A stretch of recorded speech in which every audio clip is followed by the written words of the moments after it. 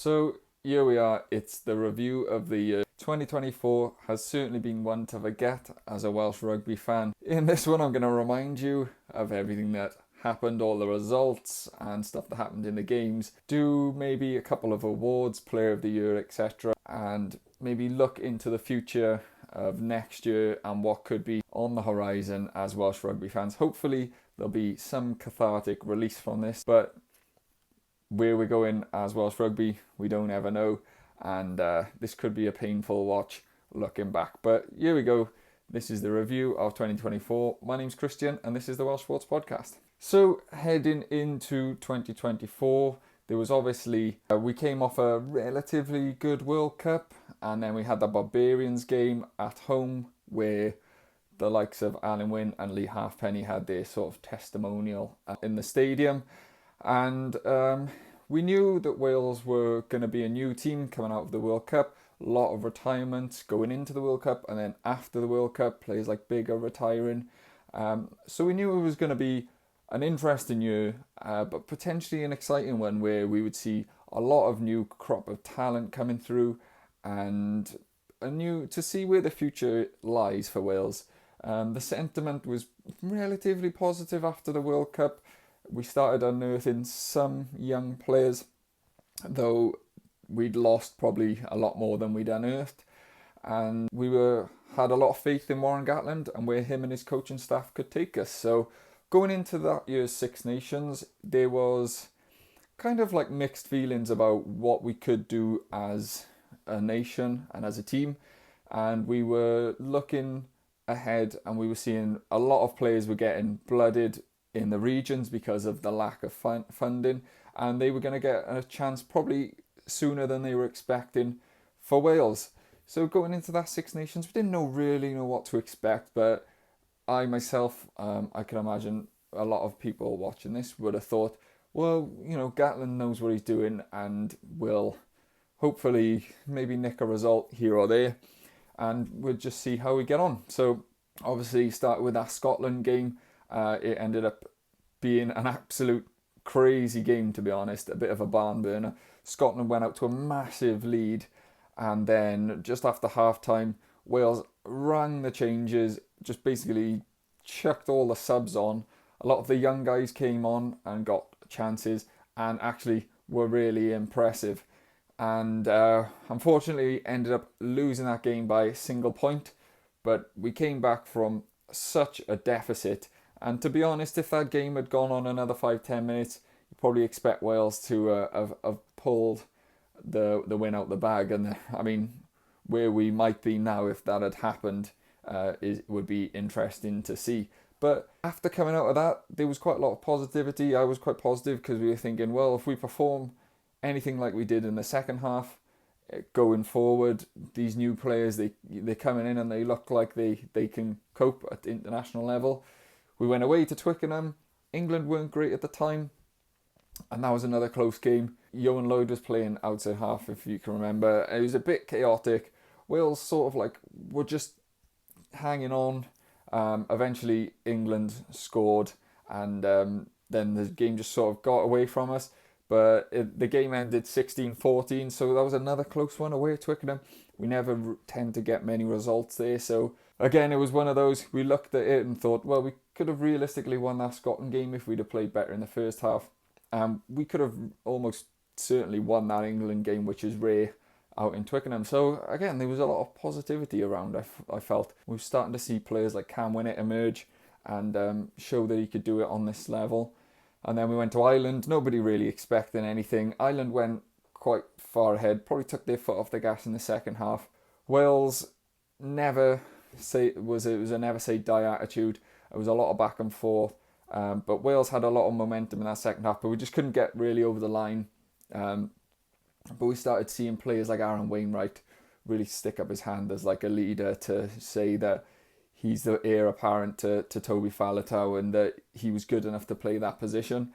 And it was again, in defeat, we expected to lose that game, of course, but there was positivity coming out of that one. And then it was France. That one wasn't so good, comfortably beaten 45-25, but Other players getting chances, like Joe Roberts came in for that one for his second cap, and he looked pretty good at that level. And there was a lot of chop and changing, and we were seeing the emergence of maybe a bit of attacking plan of how we can break teams down. New players who weren't really normally would have been on the scene were getting chances, and you could pick one or two and say, this guy looks like he's good enough, this guy looks like he's good enough. And we did cause France some trouble at times, but the power was just too much for the young team, inexperienced team to be able to handle. So again, that was sort of another one we just sort of writ off. And then we unfortunately had that Italy game at home. I'll be honest, I was going into that expecting to win, even though Italy had some good results in the previous game, but pretty much dominated through most of the game. Again, came back in the second half and put a bit of lipstick on the pig. Another game we probably could have won, but ended up losing 24-21 against Italy at home, which was not good, obviously. And we ended up picking up the wooden spoon. You come away from that Six Nations and you think, that was tough. That was tough going. Obviously, the first wooden spoon in 20 odd years. But we started to unearth players. Players like Dav Jenkins really put their hand up. Obviously, he was the captain. And you could get a feeling that there was a little bit of building, and this was going to be some pain. And we knew that Six Nations was going to be painful. The coaches set this all out and said this was, not going to be an easy Six Nations with the amount of new players that are coming into the squad. But you felt like maybe this was a step in the right direction. Give them some experience, and we would see some positive results, maybe to the latter end of the year. Obviously, as the year went on, the regions really struggled. I'm pretty sure it was the worst performing season that the regions have had. Just all of them, bar the Ospreys, rooted near the bottom of the table. Very few wins.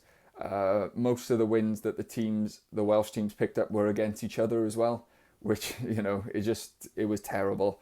The Ospreys were the only shining light amongst that, ended up finishing 8th and getting a quarter-final of the Challenge Cup, where probably they should have beat Gloucester, who eventually did go on to the final. But with the budget constraints and the squad that they had, it's, you have to take your hat off to Toby Booth and the coaching team for what they managed to do with our squad last year and last season. And they sort of flew the flag for Wales. All the others struggled, though. Only 4 wins for Cardiff all year, 5 for the Scarlets, who only picked up a few of those the last few weeks of the season. And then the Dragons just missing out on the bottom of the table, 3 wins all year in the league. I think they got a win in Europe.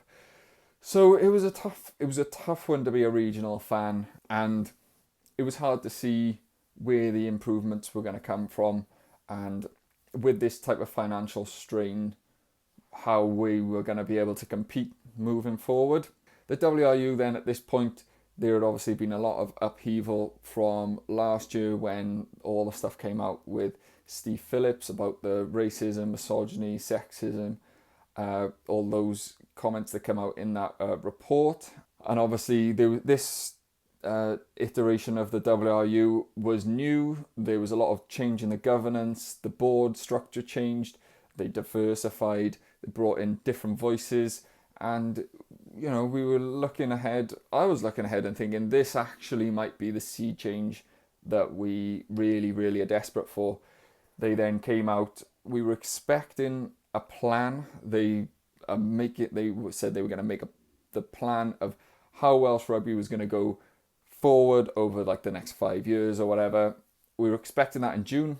June came, no plan, but they came out with this. I mean, the best thing I can describe it is like a PowerPoint presentation where they outlined the bullet points about what they wanted to do and what their plans were. It was quite like basic stuff, like Wales be constantly in the top 5, the women team competing at the top tier of rugby, making the game more sustainable, growing engagement in the game, all that stuff.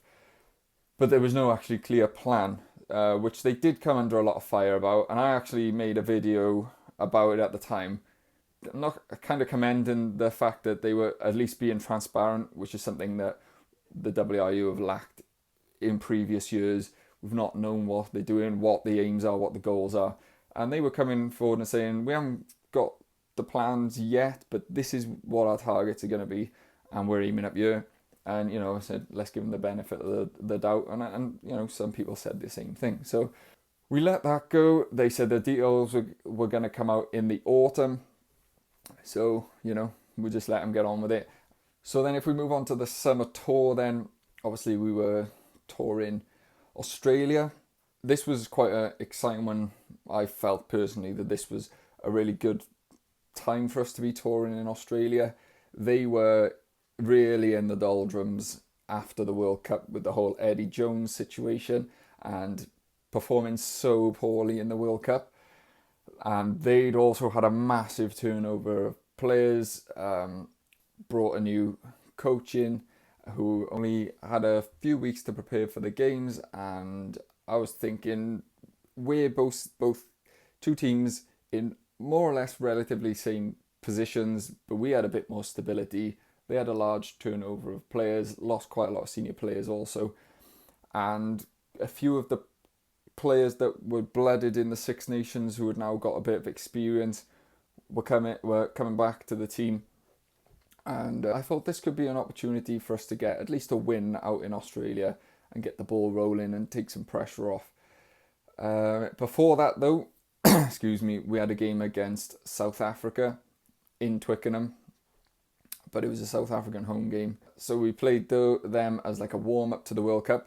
We didn't have our players that were based outside of Wales because it was outside the international window, so it was going to be a difficult game, comfortably dispatched by South Africa, but kind of to be expected.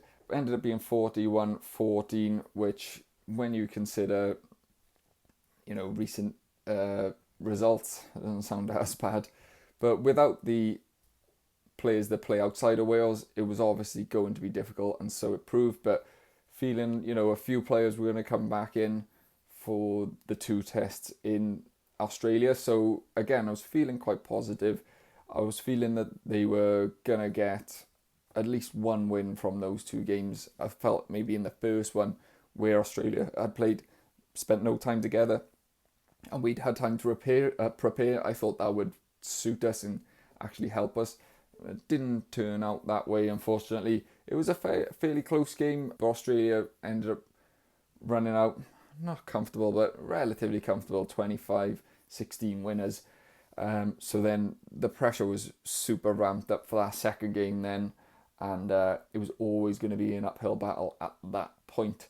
That one was actually a really exciting game, end-to-end stuff, quite a high-scoring affair. Wales were actually scoring tries in open play, not just from like driving lineouts, which had been their only way of scoring over the past, say, 6 months. So it was exciting to see maybe an attacking strategy developing and a plan and a pattern. Unfortunately, that game really went down to just mistakes generally from us. Obviously, there was that kind of freak, and it wasn't an accident, but it was that freak thing where Australia kicked a touch as the game is winding down. Australia kicked a touch. Liam Williams jumps up to tap it back in to stop the penalty going out into touch and, keep the ball for Wales. And the Australian winger, whose name escapes me, I do apologise, was basically the only one chasing up, and the only other one was anywhere near it paying attention was, to be fair, Sam Costello.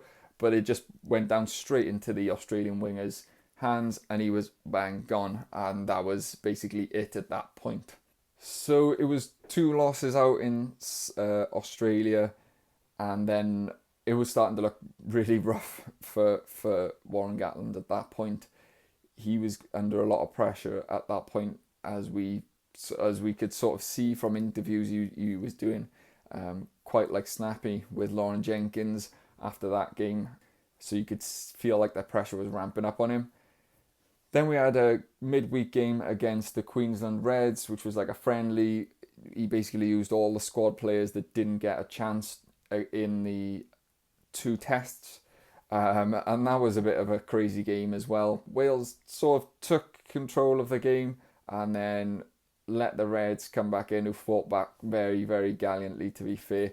And that ended up being a crazy, crazy close finish. And Wales actually got the win right at the end with a try from Kieran Hardy at the death. And that was 36-35 to win that game. So that was a win for the boys, but unfortunately didn't count because it wasn't a test match.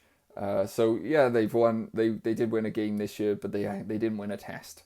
So I thought it could give these boys a bit of confidence and maybe get them a bit G'd up going into the autumn window. And then the autumn came, the squad was announced, and I was quite excited to see a lot of quite a bit of experience coming back, and these players now who had been doing a bit better at regional level were coming into the squad, and they were being supported by more senior players like Rowlands coming back, Adam Beard in the team. There was a few players that were bringing up that level of that amount of caps, and just dotting around players like Anscombe in amongst players who were inexperienced, and you could feel that this was going to be a good opportunity to get a win. I was a bit nervous about the Fiji game, but I thought we could win the Australia game. As it turned out, if obviously this was fairly recent, so I don't need to go into too much depth, but Wales come out like a train against Fiji, and then score 2 tries. One got disallowed because of an illegal clear out, and then Fiji score. This started turning the game. Fiji picked up a couple of cards as well, one 20-minute red, and somehow still couldn't win the game. So that really, really started ratcheting up the pressure then. Really difficult for the players at this point. And then going into the Australia game, it was just like shocking.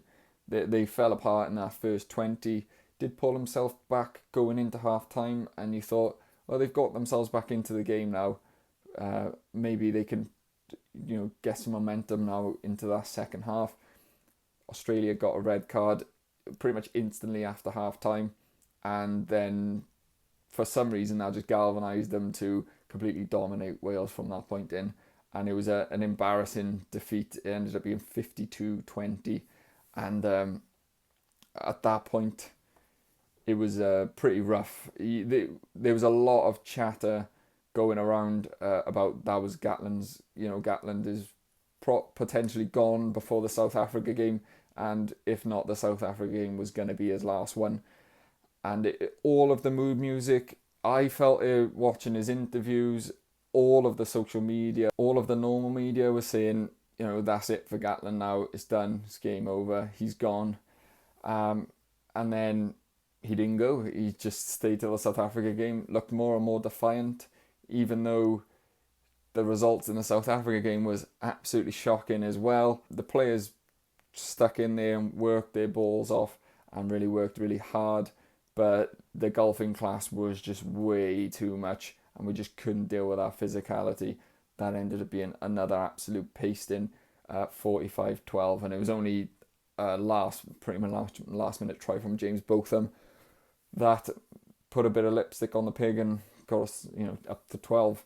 So and I forgot to mention in the Fiji game, that whole fiasco when he went with a 6-2 split, and we got injuries on the wing which wasn't really covered with substitutes. Sam Costello comes on, and then after the game Gatland said Costello wasn't supposed to be the player that comes on, it's supposed to be Ellis Bevan. Kind of pointed the fingers at Costello and everyone else, saying, "Oh, we don't know what happened there," which is just amateur. And it was just shocking that he even thought about throwing Costello under the bus. Absolutely unbelievable. But it was a tough season on the pitch for basically all the players, all the coaches, and anyone who was a fan.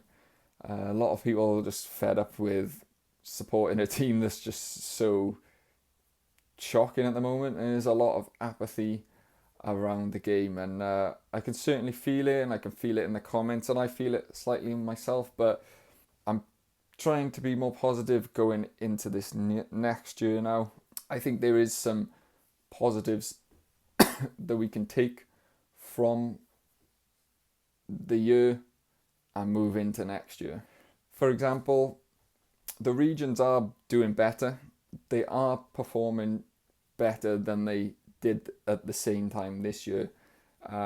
Cardiff are currently fifth as I record this video, and they're going to be playing on Boxing Day. The Scarlets look a better team this year, the players they've brought in.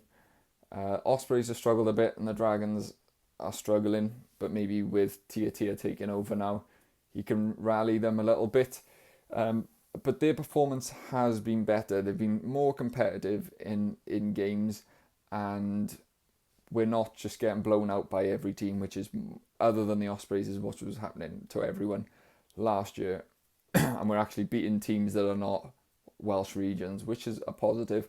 Also, next season, the budget for the region is going to increase. Whether it's enough to make enough of a substantial difference would be yet to be seen. But nevertheless, the money is going to go up, which is so necessary. Which is exactly what we need. So hopefully that makes a bit of difference. And these young players that that got blood last year now have got a bit of experience, and now they're starting to be, decent regional players. So that bodes a bit better. Going into this year's Six Nations, the next one, which is in a couple of weeks, which is mad to think because we only just had the autumn. It's going to be a tough one again.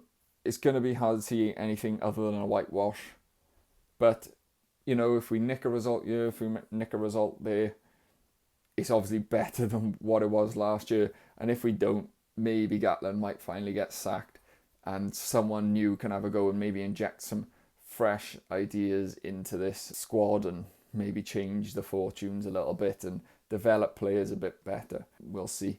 And then this plan where they're developing these 60 players, that they're going to seek out the 60 players and they're going to offer them like an elite tier of growth in like a side academy to the rest of the WRU bubble and the academy systems with the regions.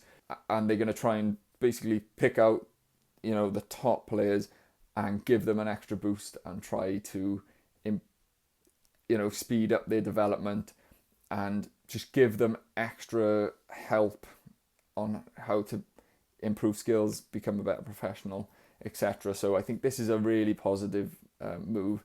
I think this is actually maybe under the radar, probably could be a massive move for the future.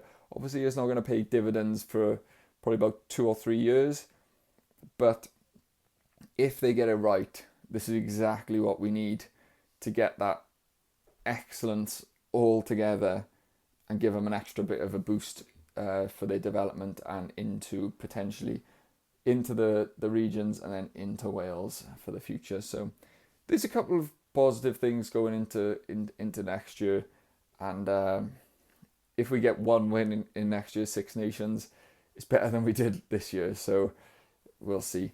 But I've got a couple of end of year awards to go through, so I'll do these quickly. So I'm go with Emerging Player of the Year. This is just based on the Welsh setup. My Emerging Player of the Year this year is going to be Archie Griffin. Obviously, we didn't know anything about him really going into that summer tour. He played like 20 minutes against England in the Six Nations, and we didn't really see anything of him. And then going into the summer tour, he was a bit of an unknown quantity, but Gatland gave him a chance to play, and he pretty much delivered. He's great around the park, really, really impactful, got a really high work rate. His scrummaging is okay, but obviously there's plenty of time for that to develop. Still super young. Had a bit more of a difficult autumn, but there's definitely a makings of a really, really good player in there. And there's probably could have been other players I could have picked when it comes to mind. But I think if he can emerge as like a really top quality tight head, which I think he can, then that is going to be like gold dust for Wales, because we're really struggling in that position at the moment. And if he can develop as a cornerstone over the next like 5 years that we've had with maybe like Francis and like Adam Jones before him and players like that, if he can be in that mould, that is exactly what we're screaming out for at the moment, because the scrum is just so bad. I know he got really tucked against South Africa, and people might disagree with me putting him as my emerging player of the year, but I really think there's a good player in there, and basically everyone got tucked up against South Africa, so I'm going to let him get away with that one. My most improved player is going to be, it's probably pretty obvious, but that's going to be James Botham. Obviously, he's been in and around the squads for quite a long time now. He's never really found a position. For Cardiff, he's played a lot of different positions as well. He's never ever really nailed down a place in a team. I mean, he's been in the squads, he's had opportunities on the pitch, but he's never really like had a run of games in one of the teams. This year, in the summer, he came in and he was excellent in the summer. Really, really busy, really impactful when he was involved in the games. Just all action. That's what I love about him. He gets stuck into everything and he never takes a backward step. And he's bulked up a lot from where he was a few years ago. And I think at 6, he's found a good niche. He gets through that dirty work. He does the grunt, but he's got a bit of ball carrying, and he's got that jackling threat, which he's gained from his experience playing 7, and obviously that ball carrying ability that he's used when he's played 8. And at 6, I think he's a bit of that glue player, and he lets players like Jack Morgan and Aaron Wainwright go and do this, top level stuff, and he does the dirt, which is what we've been screaming out for. And in the autumn, obviously there was a lot of fuss about Plumtree was going to be the man going forward, because he was excellent. He's been excellent for the Scarlets at the regional level, but flattered to deceive a little bit, you have to say. And then both of them got an opportunity and took it with both hands, and he was excellent in the Australia and particularly the South Africa game, in like just a constant rearguard action, but was one of the players you could walk away and say, yeah, he was brilliant in that game, and he was one of the best players for Wales. So James Botham, one of my most improved, and congratulations to him, because he's worked hard clearly, and he's finally sort of got his chance to have a run of games, and he's really snatched it with both hands. And then player of the year, this one's kind of obvious, but I did think of Derry Lake. He again had a really good autumn in a terrible team, you have to say. Jack Morgan was excellent in the autumn as well, but hasn't really played much at all this year because he had a bad injury. In the Six Nations, obviously Rafael was playing 7. So my player of the year is going to be Aaron Wainwright. No surprise there. Probably most people's player of the year. He was the WRU's player of the year. And deservedly so. He came in at 8 for Faletau, who's been injured, who's been, the stalwart of that position, world class every game he plays, but dealt with such a long-term injury. And there's a lot of doubt about Wainwright's ability to play 8. I was very doubtful. I just didn't think that was suited his game, but he's worked on his ball carrying skills, and he was one of the players in the Six Nations that was excellent and always gave, they all give 100%, but when you feel like a player's given that extra bit, he's certainly one, and he's grown into that role as the primary ball carrier. Obviously, he unfortunately got injured at the end of the summer and only just coming back to fitness, but for his contribution at the sort of beginning of the year and part of the summer, I think it's only fair to award Aaron Wainwright my Player of the Year. And that's about all for me. I know I've gone on long on this one, but I just want to finish up by saying thank you very much for supporting me over the year. You guys are awesome. The comment section is always wicked, very knowledgeable, and just want to wish you a Merry Christmas and a Happy New Year. And there will be a documentary coming out in a couple of weeks. It's just taking me ages to finish, but have a nice Christmas and Happy New Year.